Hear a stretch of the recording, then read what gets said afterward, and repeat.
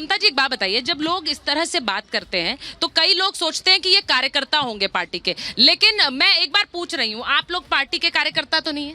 नहीं, सब नहीं, सामाजिक क्योंकि लोग हैं। हाँ। सब सामाजिक लोग हैं। अच्छा ममता जी ये बताइए, ठीक है मैं इसलिए पूछ रही हूँ, प्रगति हुई है। नहीं वोट तो कार्यकर्ता भी डालता है सर, ये थोड़ी कोई निशानी है कि मैं कार्यकर्ता नहीं हूँ। पर ममता जी इसलिए पूछ रही हूँ क्योंकि कई जगह हम जाते हैं तो वहां पर इस तरह मोदी मोदी के नारे लगते हैं। तीसरा चुनाव है ये प्रधानमंत्री के लिए और लोग एक्सपेक्ट करते हैं कि एंटी इनकम्बेंसी होगी। वो ग्राउंड पर इस तरह के जब नारे लगते हैं तो सवाल उठते हैं कि वो कहाँ गई। सुचरिता जी बहुत बहुत धन्यवाद। देखिए कहते हैं ना कि प्रत्यक्षम किम प्रमाणम, ये जो है ये भारतवर्ष की सम्मानित जनता है और जनता जनार्दन होती है। और आज जनता जनार्दन की इन तालियों की गड़गड़ाहट जो है ना, ये समाजवादी पार्टी, कांग्रेस और ये जो इंडिया अलायंस बना है इनको चुभ रही होगी। क्यों? क्योंकि ये सच की ताकत है, ये मोदी जी की ताकत है और मोदी जी ने इन लोगों को कमाया है अपनी मेहनत से, अपनी तपस्या से, अपने काम से। नरेंद्र दामोदर दास मोदी जी वो प्रधानमंत्री हैं जिन्होंने लोगों के दिलों के अंदर अपनी जगह बनाई है। कैसे? काम करके। अभी एक भाई साहब कह रहे थे कि 80 करोड़ लोगों को मुफ्त में राशन दे दी तो बड़ी बात हो गई, आप दे देते। आपने तो 80 लोगों को नहीं दी, 80 पैसे की नहीं दी। अरे आज इस देश के अंदर मोदी जी ने 50 से 55 करोड़ लोगों को 5 लाख रुपए का बीमा दिया, आयुष्मान भारत योजना। और इन लोगों के समय पर चाहे सपा हो, बसपा हो, कांग्रेस हो, कोई भी हो, ये लोग गरीब लोगों को मरने के लिए छोड़ देते थे। सुचरिता जी, अगर किसी गरीब के घर में कोई बीमार हो जाता था, वो चिंता से मर जाता था कि अब अपना घर बेचूं, गाय बेचूं, अपनी जमीन का टुकड़ा बेचूं, क्या बेचूं। लेकिन आज मोदी जी जो कर रहे हैं वो आप लोगों को दिखेगा नहीं। क्यों? क्योंकि आप परिवारवाद, वंशवाद और भ्रष्टाचार युक्त लोग हो। मैं ममता जी एक जल्दी से सवाल दुष्यंत जी से लेकर आती हूँ, लेकिन मैं चाहूंगी कि आप एक बार महिलाओं के बीच आए, क्योंकि महिलाओं का जो एक सपोर्ट है वो जिस तरफ जाता है वहां चुनाव जाता है, ऐसा कहा जाता है। तो इसीलिए ममता जी मैं एक बार आ रही हूँ, लेकिन मुझे जरा बताइए दुष्यंत जी, जरा बताइए, आपने सुन लिया वो कह रहे हैं कि यहाँ पर तो लूट मची हुई थी और इसीलिए वो परिवारों की लूट के रूप में भी नजर आता है। देखिए, जो आपने देखा फ्लाईओवर यहाँ से सेक्टर 18 तक बना हुआ है, वो किसने बनाया? आदरणीय अखिलेश यादव जी ने। ग्रेटर नोएडा किसने बनाया? आदरणीय मुलायम सिंह यादव जी ने। अरे गठबंधन धर्म न बांटे। अरे तो मैं सत्य बता रहा हूँ, नोएडा कांग्रेस के लोग सपा वालों की तारीफ कर रहे हैं। मैं तारीफ नहीं कर रहा, सच्चाई बता रहा हूँ। तारीफ आपको लग रही होगी। नोएडा किसने बनाया? कांग्रेस पार्टी ने।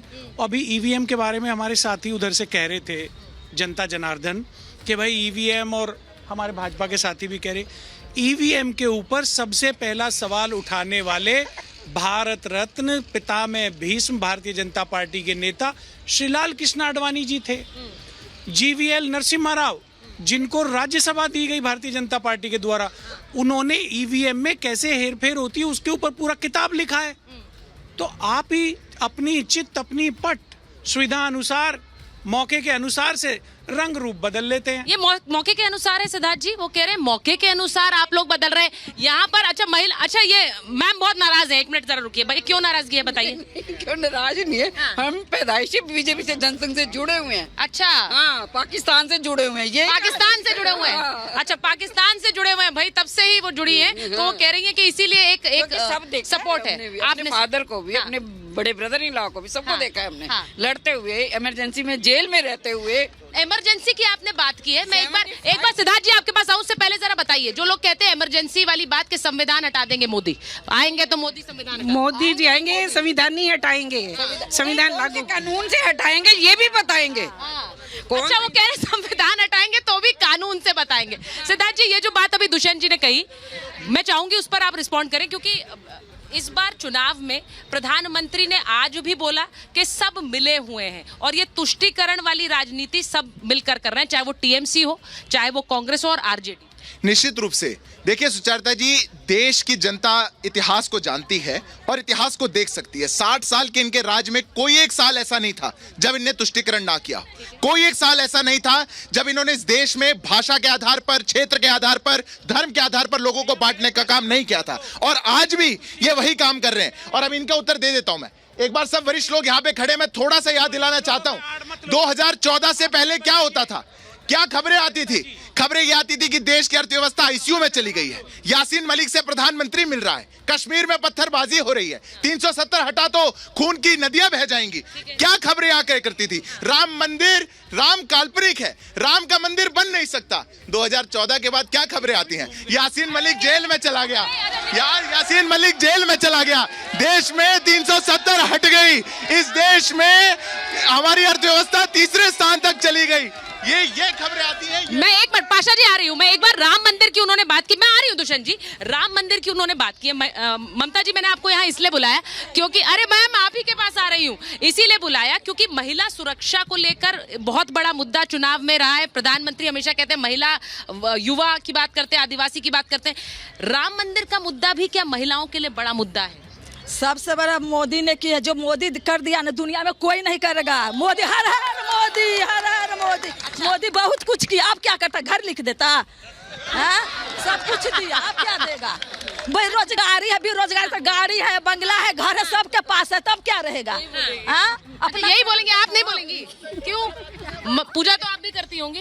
पूजा करते हैं। हाँ, तो राम मंदिर आपको लगता है मुद्दा है, लोग उसकी वजह से खुश हैं और उसको देखकर बहुत खुश हैं? उसके वजह से सब खुश हैं, पूरा देश खुश। जो सेंटिमेंट आप देख रही हैं, एक बार धर्मेंद्र जी मैं आपसे रिक्वेस्ट करूंगी आप इधर आए। ये जो एक सेंटिमेंट आप देख रहे हैं ये इसीलिए इम्पोर्टेंट है क्योंकि राम मंदिर को लेकर भी एक राजनीति हुई है ममता जी। मैं आज इसलिए बोल रही हूँ क्योंकि आज 8 सीटें यूपी में थी और आज पश्चिम बंगाल में भी वोटिंग हुई है, सबसे ज्यादा वोटिंग हुई है। तो क्या ये जो वोटिंग है और वोटिंग परसेंटेज है ये दिखा रहा है कि एक सरकार के खिलाफ ये वोटिंग है और एक सरकार के समर्थन में वोटिंग?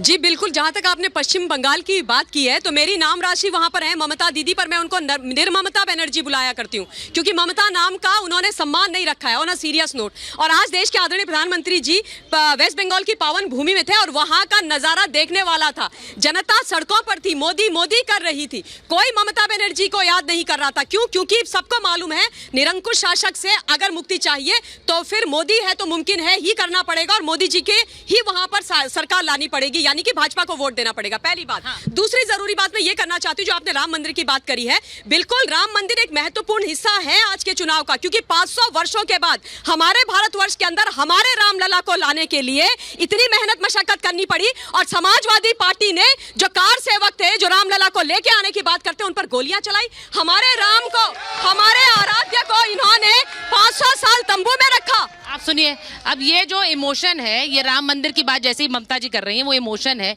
उसको कैसे, उसको आप अगर लगता है वोटों में तब्दील नहीं होगा तो गलत नहीं करेंगे? सुचरिता जी, इस देश में अगर संविधान ना होता तो इस देश में राम मंदिर नहीं बनता और उसी संविधान को खत्म करने की बात भारतीय जनता पार्टी करती है, उस पर भी लोग ताली बजा देते हैं, उसके लिए तो हम क्या कर सकते हैं? भाई वो तो मैंने सवाल पूछा अभी धर्मेंद्र जी। अब सुनिए, देखिए भावनाओं में कभी कभी आदमी गलत फैसले भी ले लेता है, लेकिन देश संविधान से चलता है, हमें संविधान का सम्मान करना चाहिए और उसी संविधान की वजह से इस देश में राम मंदिर बन पाया है, इसलिए हमें संविधान को खत्म करने के बारे में नहीं सोचना चाहिए।